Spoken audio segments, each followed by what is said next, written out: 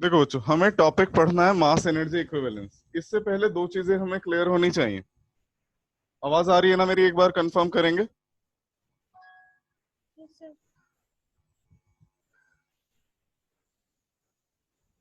मेरी आवाज आ रही है या नहीं? ठीक। Yes sir. चलिए, दो चीजें हमने पहली छोटी क्लासेस में पढ़ी हैं। One was law of conservation of mass,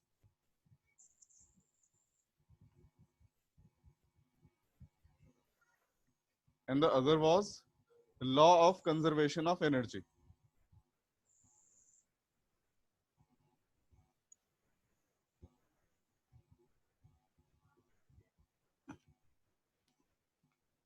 law of conservation of मास कहता था, मतलब इसके अकॉर्डिंग क्या हुआ करता था कि मास को ना तो क्रिएट किया जा सकता ना डिस्ट्रॉय किया जा सकता।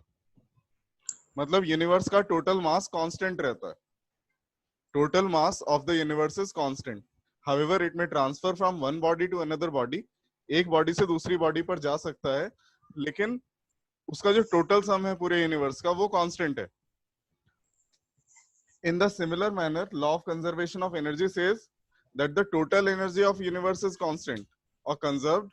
However, it may convert from one form to another. It may transform from one form to another. ये दोनों क्लियर हैं? Yes, sir. अब एक क्वेश्चन है मेरा, whether this is true, क्या ये दोनों सही हैं, वैलिड हैं? हाँ या ना?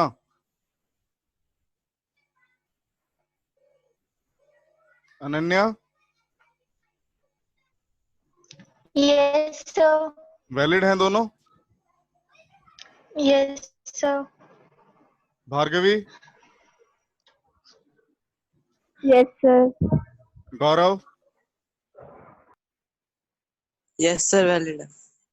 कशिश, Yes, sir. वैलिड हैं दोनों? Yes, sir. कोई डिसएग्री कर रहा है इस बात से, इनकी वैलिडिटी को लेके? किसी को लगता है ये वैलिड नहीं है? नहीं, कोई डिसएग्री नहीं कर रहा। बेटा ये दोनों सेपरेटली वैलिड नहीं है, ना ये वैलिड है ना ये वैलिड है। फिर क्यों पढ़ाया गया?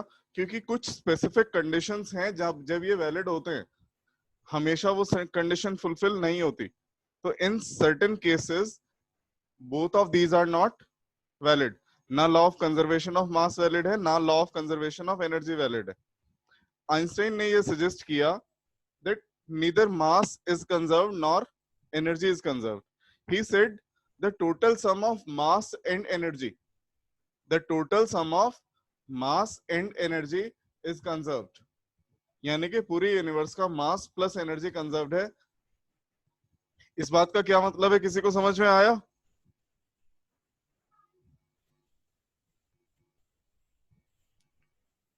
श्रेया, सर रिपीट कर दो। मैं रिपीट कर रहा हूं फिर भी। Shreya, yes sir. कुछ समझ में आया बेटा इससे? Yes sir. क्या आया बताओ? सर एनर्जी और मास डिस्ट्रॉय नहीं हो सकता और क्रिएट भी नहीं हो सकता, तो वो पूरे सिस्टम का इक्वल रहता है, मतलब पूरे यूनिवर्स का। चलो मैं थोड़ा और एलेबोरेट कर देता हूं, कहीं थोड़ा सा कंफ्यूजन है। बेटा आइंस्टीन ने कहा ना तो यूनिवर्स, स्नेहा अभी 1 मिनट बाद बात करेंगे,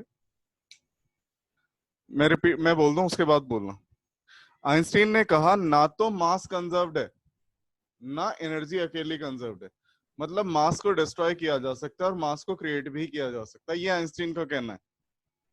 सिमिलर मैनर में उसने एनर्जी के लिए कहा, उसने कहा एनर्जी को डिस्ट्रॉय भी किया जा सकता है, एनर्जी को क्रिएट भी किया जा सकता है।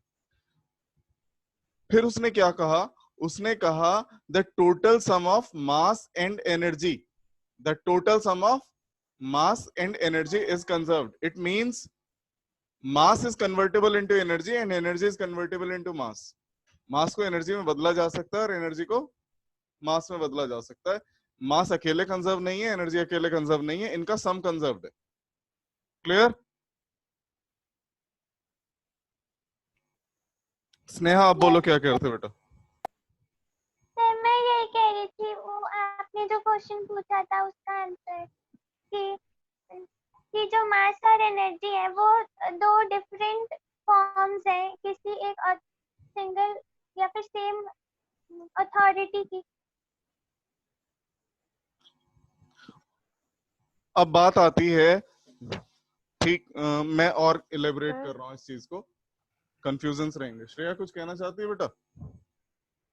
Yes sir. बोलो। सर किसी एग्जांपल के थ्रू समझा दो। हाँ, मैं अभी वही इलेबोरेट कर रहा हूँ। आइंस्टीन ने क्या कहा कि कुछ केसेस में मास डिस्ट्रॉय होकर एनर्जी बना देता है। मास डिस्ट्रॉय होकर क्या बना देता है? एनर्जी। और बाकी केसेस में क्या हो सकता है? एनर्जी खत्म होकर क्या बना सकती है? मास। दोनों चीजें पॉसिबल हैं। समझेंगे कैसे? पहली बात तो आइंस्टीन ने ये नहीं कहा कि मास और एनर्जी ऐड किए जा सकते हैं।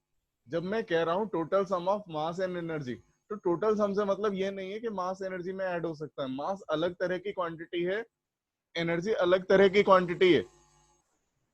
ऐड आप सिर्फ उन्हें कर सकते हो जिनकी डायमेंशन सेम हो। इनकी डायमेंशन डिफरेंट है। मास की डायमेंशन m है, एनर्जी की ml2t-2 है। They can not be added together. Einstein said mass and energy are equivalent. Equivalent क्या? कि एनर्जी को मास में बदला जा सकता है समहाउ, और मास को एनर्जी में बदला जा सकता है किसी ना किसी तरीके से। मैं एक एग्जांपल देता हूं, वो शायद समझ में ना आए पर फिर भी एक बेसिक आइडिया हो जाएगा। अगर एक गामा रे फोटोन किसी मेटल की सरफेस को स्ट्राइक करता है, तो एक इलेक्ट्रॉन और एक पॉजिट्रॉन बनता है। फोटोन में कोई मास नहीं था। फोटोन क्या था? Just a packet of energy. Electron में भी मास होता है, पॉजिट्रॉन में भी मास होता है। दोनों का मास कितना है? 9.1 इंटू 10⁻31 किलोग्राम। पॉजिट्रॉन का भी इतना ही है। ये प्रोटॉन नहीं है, पॉजिट्रॉन बोला है मैंने। यहां क्या था? मास 0। तो इस प्रोसेस में मास कंजर्व्ड नहीं है। इनिशियली मास कितना था? 0। फाइनली मास कितना है? 18.2 इंटू 10⁻31 किलोग्राम। कहां से आया ये मास? एनर्जी से बना। ये मास एनर्जी से बना है। क्लियर है? Yes sir.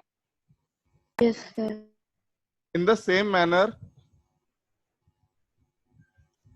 अगर एक इलेक्ट्रॉन और एक पॉजिट्रॉन दोनों एक दूसरे के करीब आते हैं, तो वो दोनों एक दूसरे को खत्म कर देते हैं, क्योंकि ये पार्टिकल है, ये उसका एंटी पार्टिकल है। जब पार्टिकल और एंटी पार्टिकल मिलते हैं तो वो खत्म हो जाते हैं। बनती क्या है? Pure form of energy. दो फोटॉन्स मिलेंगे। यहां मास था, इनिशियली मास कितना था? 18.2 इंटू 10⁻31 किलोग्राम। दोनों का मिला के बोल रहा हूं मैं। अब मास कितना है? 0। तो मास डिस्ट्रॉय भी हो गया। क्लियर? कोई डाउट किसी को?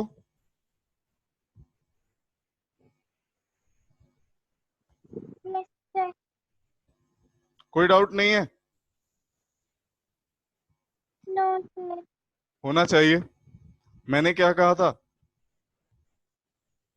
कि मास और एनर्जी कंजर्व रहती है और यहाँ पर तो डिस्ट्रॉय हो गई है। इन दोनों इक्वेशंस में कोई कॉन्ट्रडिक्शन नहीं है।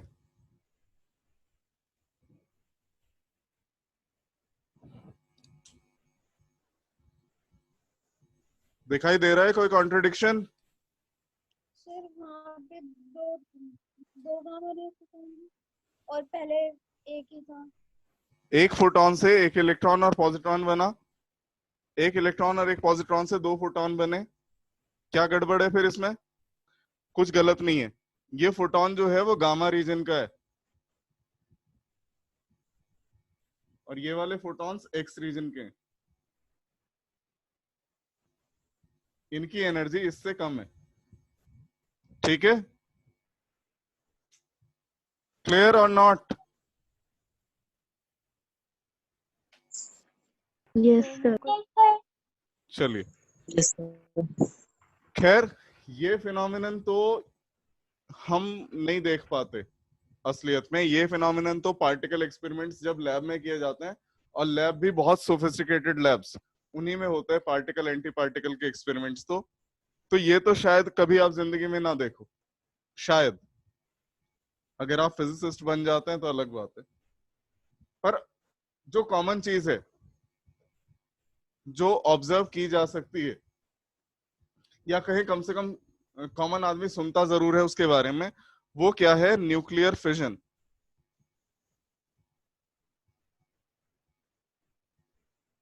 या फ्यूजन।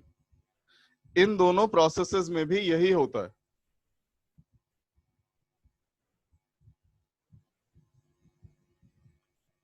फिजन के अंदर एक लार्जर न्यूक्लियस टूटकर, मान लिया एक न्यूक्लियस था, हेवियर न्यूक्लियस ए, ये दो या दो से ज्यादा न्यूक्लियस में टूट जाता है। फ्यूजन के अंदर क्या होता है? दो छोटे न्यूक्लियस जुड़ के एक बड़ा न्यूक्लियस बना लेते हैं। अगर हम मास को ऑब्जर्व करें, यहां mass of A is greater than mass of B plus C. Again यहां भी mass of A plus B is greater than mass of C. तो क्या हो रहा है? प्रोडक्ट्स जितने थे, प्रोडक्ट्स का मास जितना था, रिएक्टेंट्स का मास उससे कम है। प्रोडक्ट्स का मास रिएक्टेंट्स के मास से कम है। इतनी बात क्लियर है? Yes sir. किसी को Yes, कुछ sir. पूछना है इसमें, या कोई ऑब्जेक्शन? ऐसा लग रहा हो कि हम केमिस्ट्री के अगेंस्ट जा रहे हैं। केमिस्ट्री में तो हमने पढ़ा है कि मास कंजर्व रहता है, पढ़ा है या नहीं?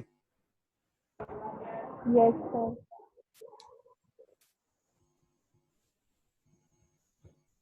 किसी को कोई डाउट इसमें? मैंने यहाँ कुछ गलत तो नहीं लिखा?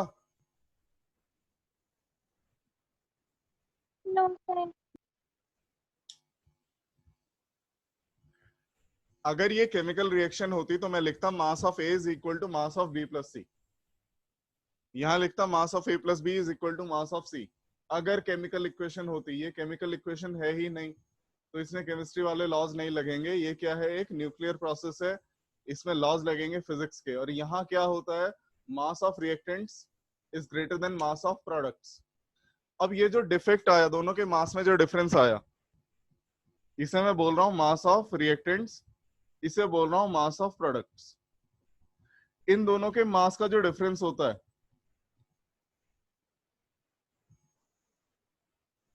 बेटा उसे कहा जाता है मास डिफेक्ट। उसे क्या कहा जाता है?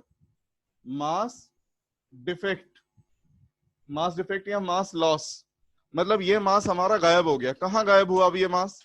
ये मास मिला हमें एनर्जी की फॉर्म में। ये मास हमें किस फॉर्म में मिला है? एनर्जी की फॉर्म में, या क्यू वैल्यू बोलते हैं इसे। एनर्जी को क्यू वैल्यू से भी डिनोट किया जाता है यहाँ न्यूक्लियर प्रोसेसेस में। तो जो मास हमारा गायब हुआ न्यूक्लियर प्रोसेस के दौरान, वो मास किस फॉर्म में मिल रहा है?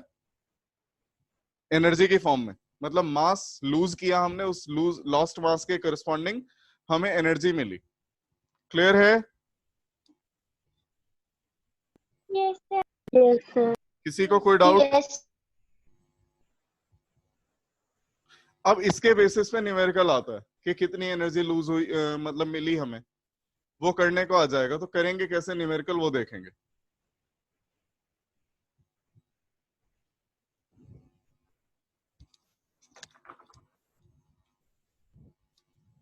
देखो बच्चों, आइंस्टीन की मास एनर्जी इक्विवेलेंस रिलेशन क्या कहती है? That energy liberated during a nuclear reaction, energy liberated during a nuclear reaction, और energy corresponding to mass defect is delta m into c square, delta m into c square। तो अगर मास की value आपको kilogram में पता है, मान लिया ये x किलोग्राम है, तो इसे 3 × 10⁸ के स्क्वायर से मल्टीप्लाई कर देंगे, आंसर किस में आएगा? जूल्स में। अगर मास किलोग्राम में है तो आप यहाँ क्या c की वैल्यू क्या रखेंगे? 3 × 10⁸, और आपका आंसर किस में आएगा? जूल में। बट यूजुअली जो इस तरह के क्वेश्चन होते हैं उनमें मास की यूनिट क्या दी जाती है? AMU, जो आपने केमिस्ट्री में पढ़ी है, एटॉमिक मास यूनिट पढ़ी है या नहीं? Yes sir. Yes, sir. क्या होती है atomic mass unit? Sir 1.6 into 10 की पावर माइनस क्या? -27। कहां से आए?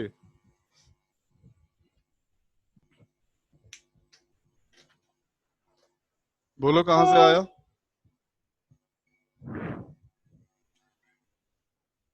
Ananya, what is 1 AMU? Ananya,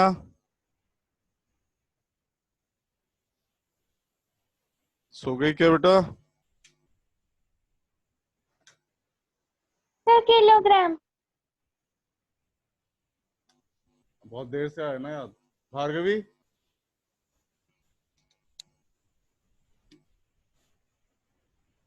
Bhargavi. Sir 1 AMU में बताऊं? हाँ कशिश बोलो।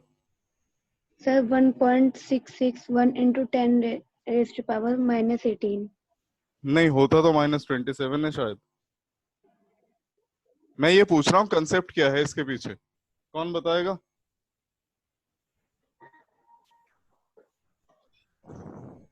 सर हाँ अनन्या बोलो।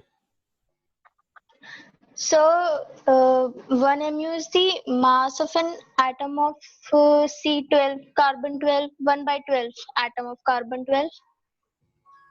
Yes, it is the mass of, क्या बोल रही थी तुम? It is the 1/12 of mass of carbon 12. Yes, sir. It is the 1/12 part of mass of carbon 12. ये कंसेप्ट है। C12. कार्बन के अलग अलग आइसोटोप होते हैं, उसके मास, कार्बन 12 के मास का 1/12 क्या होता है? 1 AMU। अगर मास 1 AM मतलब AMUs में दिया है तो आप एनर्जी कैसे निकालेंगे?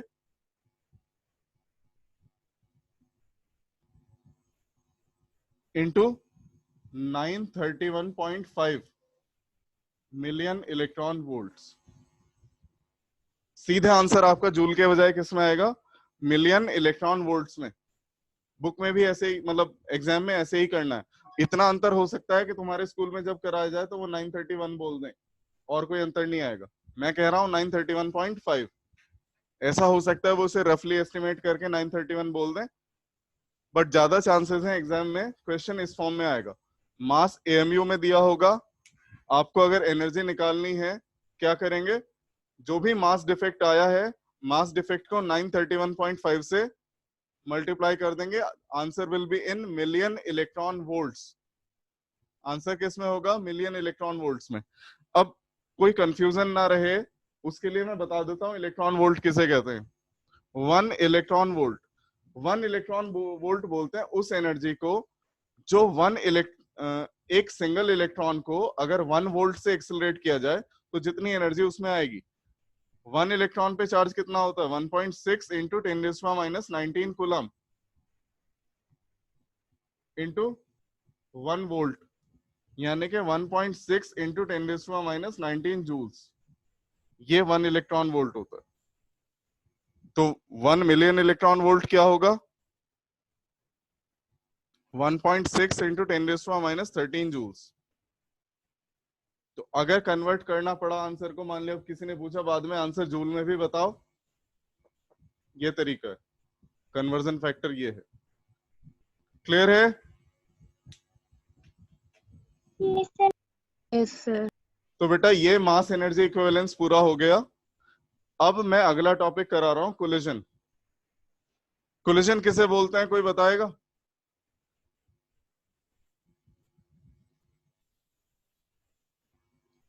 बोलो, वर्ड तो सुना ही होगा। सर जब कोई दो ऑब्जेक्ट एक दूसरे को टकराते हैं, मतलब when they strike each other। कोई और बताएगा?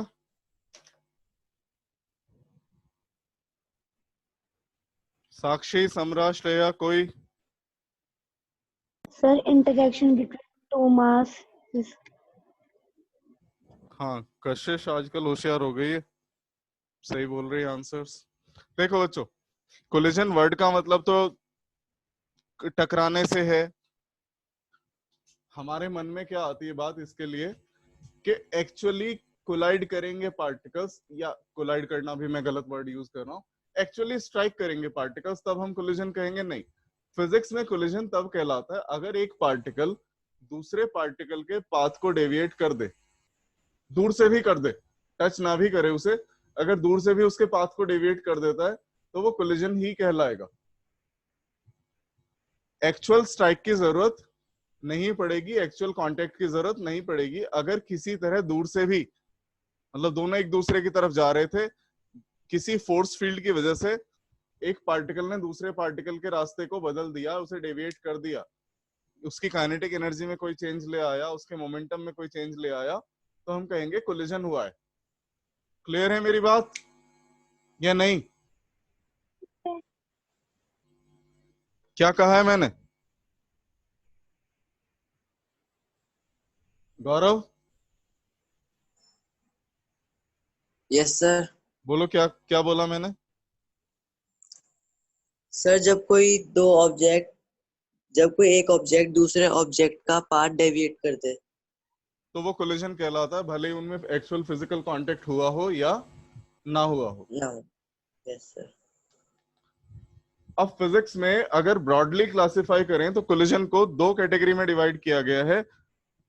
First collision is called elastic collision and the other category is called inelastic collision. Elastic collision में क्या होता है? मोमेंटम, मोमेंटम मतलब लीनियर मोमेंटम, और काइनेटिक एनर्जी दोनों कंजर्व रहते हैं।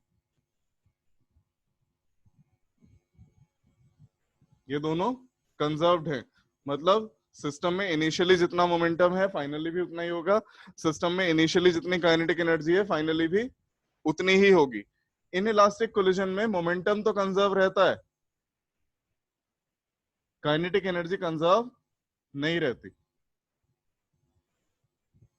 मतलब काइनेटिक एनर्जी लूज हो जाती है किसी ना किसी फॉर्म में। पूछना है इसमें कुछ?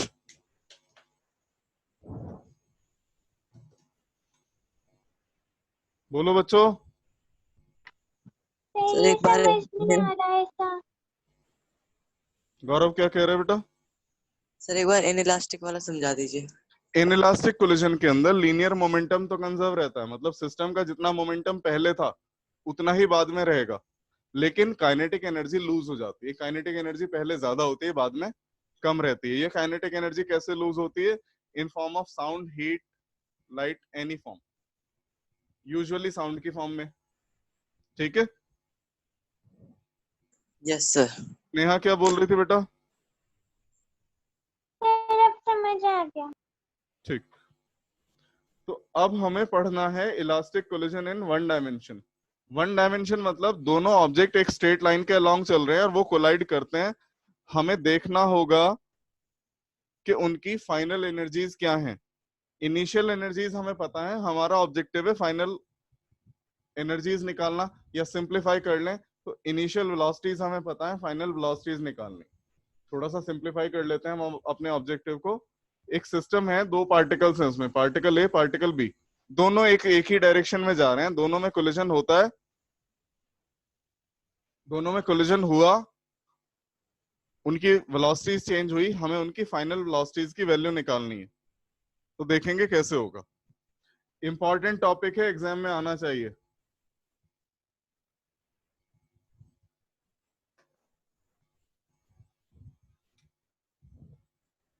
यह है elastic collision in one dimension.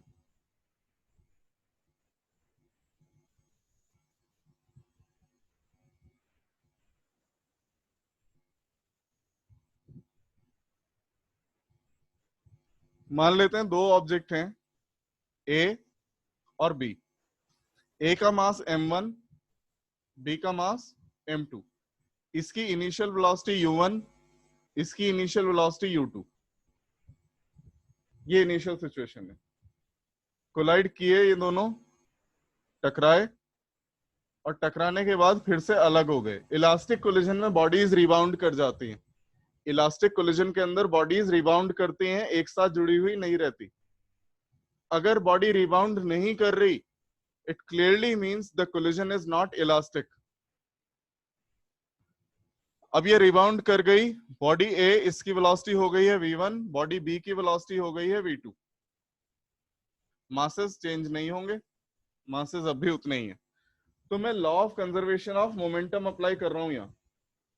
क्या अप्लाई कर रहा हूं? Law of conservation of momentum. वो क्या कहता है? सिस्टम का इनिशियली जो मोमेंटम था फाइनली भी उतना ही होना चाहिए। इनिशियली कितना मोमेंटम है सिस्टम का? m1 u1 plus m2 u2, ये इनिशियल मोमेंटम है सिस्टम का। इसका मोमेंटम m1 u1, इसका मोमेंटम m2 u2, पूरे सिस्टम का इन दोनों का सम। फाइनली कितना है? m1 v1 plus m2 v2। कोई डाउट किसी को इसमें? No sir.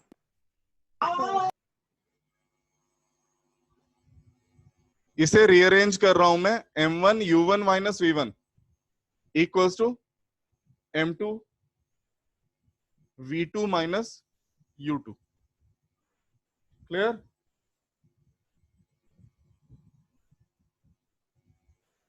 ये आ गई इक्वेशन 1। इस वाली को रीअरेंज किया है बस, इसे मैं क्या बोल रहा हूं? इक्वेशन 1। अब सिमिलरली मैं अप्लाई कर रहा हूं law of conservation of energy. मतलब सिस्टम की पहले जितनी काइनेटिक एनर्जी थी बाद में भी उतनी ही रहेगी। पहले कितनी थी? Half m1 u1 square plus half m2 u2 square equals to half m1 v1 square plus half m2 v2 square. बच्चों इसको साथ साथ लिख लो नोटबुक में, ये बहुत बड़ा डेरिवेशन है, मैं बीच में भूल जाऊंगा तो मुझे बताना आप कि क्या आया था। नोटबुक में लिख लो इसे साथ साथ, अभी जल्दी लिखो रफ नोटबुक में। 1/2 पूरा का पूरा फैक्टर कैंसिल हो गया। रीअरेंज करने पे मैं क्या बना सकता हूं? m1 u1 square minus v1 square equals to m2 v2 square minus u2 square. This is equation 2। जल्दी नोट करो, जैसे ही हो जाए बताओ।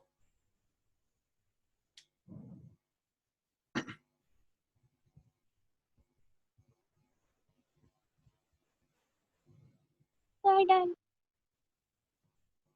Sir done.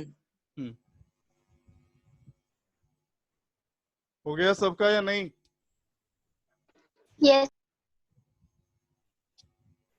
चलो अब मैं क्या कर रहा हूं, इक्वेशन 2 को इक्वेशन 1 से डिवाइड करता हूं। इक्वेशन 2 को इक्वेशन 1 से डिवाइड करता हूं। इक्वेशन 2 है m1 u1 square minus v1 square equal to m2 v2 square minus u2 square. Divide किया 1 से, 1 थी m1 u1 माइनस v1, ये क्या थी? m2 v2 minus u2।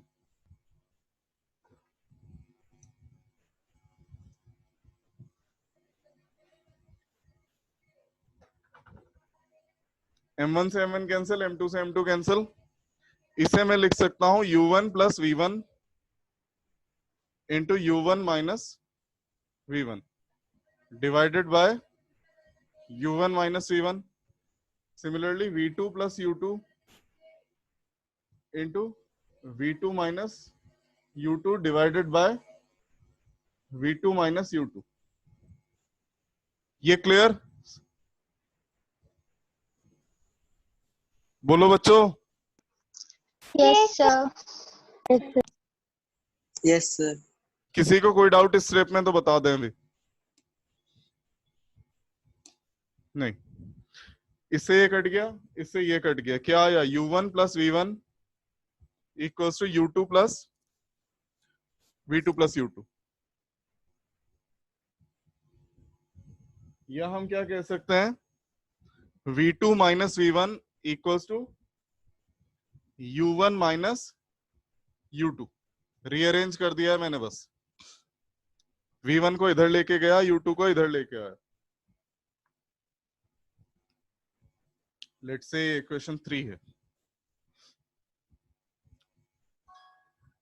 कोई डाउट इसमें?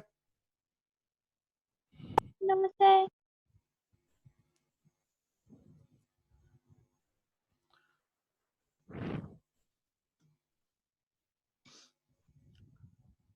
इस बेसिस पे एक कंक्लूजन डिराइव किया जा सकता है। वो कंक्लूजन देख लेते हैं, पहले उसे डिस्कस कर लेते हैं। वो क्या है, देखो बेटा, पहले ऑब्जेक्ट ऐसे जा रहे थे। ऑब्जेक्ट ए की वेलोसिटी U1 थी, ऑब्जेक्ट बी की वेलोसिटी U2 थी।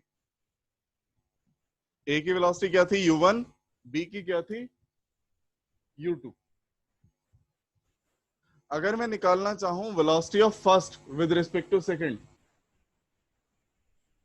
U12, तो वो क्या आती, U1 माइनस U2। ये रिलेटिव वेलोसिटी का कंसेप्ट है। Velocity of first object with respect to second object, formula है। जिन लोगों ने नहीं पढ़ा इससे पहले वो ध्यान रखे। Velocity of A with respect to B is velocity of A minus velocity of B. तो velocity of 1 with respect to 2 क्या थी, velocity of 1 minus velocity of 2। ये किस चीज को रिप्रेजेंट करती है कि ए किस स्पीड से बी को अप्रोच कर रहा था। ए किस स्पीड से बी को अप्रोच कर रहा था, वो स्पीड क्या है, velocity of 1 with respect to 2। ये इनिशियल का केस है, यू से डिनोट किया है, तो it is velocity of approach. It is velocity of approach. ये बात क्लियर है या नहीं जो मैंने बोला? Yes sir. Yes sir. मतलब दोनों ऑब्जेक्ट किस रेट से पास आ रहे हैं, ये उसको रिप्रेजेंट करता है। इन सिमिलर मैनर अगर हम देखें V2 माइनस V1 क्या है, अगर मैं कोलिजन के बाद फर्स्ट की वेलोसिटी V1 है, सेकंड की वेलोसिटी V2 है, velocity of 2 with respect to 1 निकालूं तो वो क्या आएगी, V2 माइनस V1। इसका मतलब सेकंड ऑब्जेक्ट फर्स्ट ऑब्जेक्ट से कितना तेजी से दूर जा रहा है, सेकंड ऑब्जेक्ट फर्स्ट ऑब्जेक्ट से कितना तेजी से दूर जा रहा है। मतलब V2 minus V1 is velocity of separation. V2 minus V1 is velocity of separation. Clear है या नहीं है? Yes sir.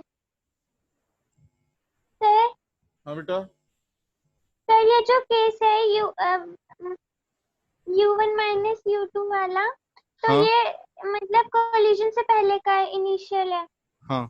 तो उस समय वो टकराएंगे यानी कि पास आए होंगे, और जो सेकंड वाला है वो फाइनल मतलब वो कोलिजन के बाद का है, इसलिए हाँ, वो दूर जा रहे होंगे। दूर जा रहे हैं।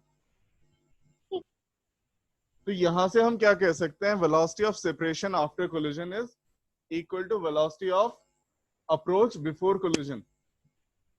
मैंने क्या बोला है, मैं और प्रिसाइज लैंग्वेज में बोल रहा हूं। Relative velocity of separation, relative velocity of separation after collision is equal to relative velocity of approach before collision.